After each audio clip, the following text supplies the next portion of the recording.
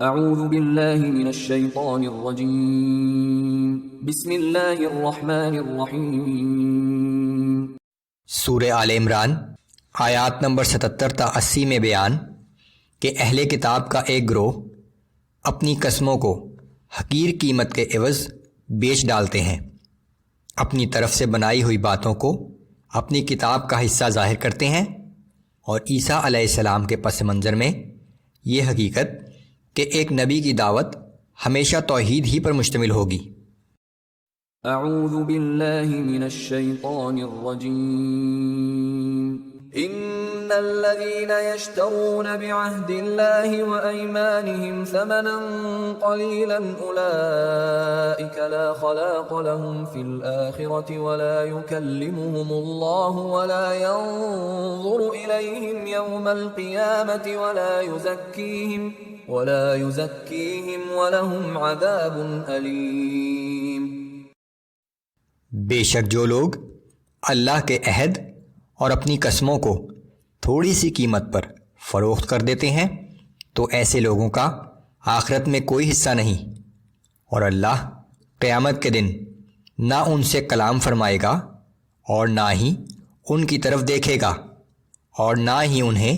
گناہوں سے پاک کرے گا، بلکہ ان کے لیے تو دردناک عذاب ہوگا۔ وَإِنَّ مِنْهُمْ لَفَرِيقًا يَلْوُونَ أَلْسِنَتَهُمْ بِالْكِتَابِ لِتَحْسَبُوهُ مِنَ الْكِتَابِ وَمَا هُوَ مِنَ الْكِتَابِ وَيَقُولُونَ هُوَ مِنْ عِنْدِ اللَّهِ وَمَا هُوَ مِنْ عِنْدِ اللَّهِ وَيَقُولُونَ عَلَى اللَّهِ الْكَذِبَ وَهُمْ يَعْلَمُونَ۔ اور بے شک ان اہل کتاب میں سے بعض لوگ ایسے بھی ہیں جو کتاب پڑھتے ہوئے اپنی زبانوں کو اس طرح موڑ لیتے ہیں کہ تم ان کی الٹ پھیر کو بھی کتاب ہی کا حصہ سمجھو، حالانکہ وہ کتاب میں سے نہیں ہے، اور وہ کہتے ہیں کہ جو کچھ ہم پڑھ رہے ہیں سب اللہ کی طرف سے نازل کیا ہوا ہے، حالانکہ وہ ہرگز اللہ کی طرف سے نہیں ہے، اور یہ لوگ جان بوجھ کر اپنی جھوٹی باتوں کو اللہ کی طرف منسوب کرتے ہیں۔ ما كان لبشر ان يؤتيه الله الكتاب والحكم والنبوة ثم يقول للناس كونوا عبادا لي من دون الله ولكن